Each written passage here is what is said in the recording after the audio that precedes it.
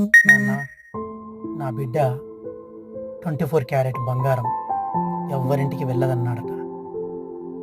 దానికి తండ్రి చిన్నగా నవ్వి, నీ 24 క్యారెట్ బంగారం కేటు కలిస్తేనే గట్టిగా తయారైతుంది. స్వచ్ఛమైన బంగారం ఏ నీటిలోనూ, ఏ గుంతలోనూ, ఏ మట్టిలోనూ కలిసిపోతుంది.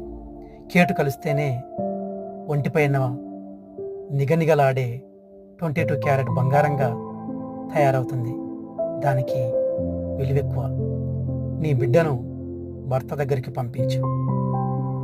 భర్తతో కలిసి ఉంటేనే నీ కుటుంబానికి విలువ. మన ఇంట్లో బంగారం ఎవరో ఒకరు ధరించాలి,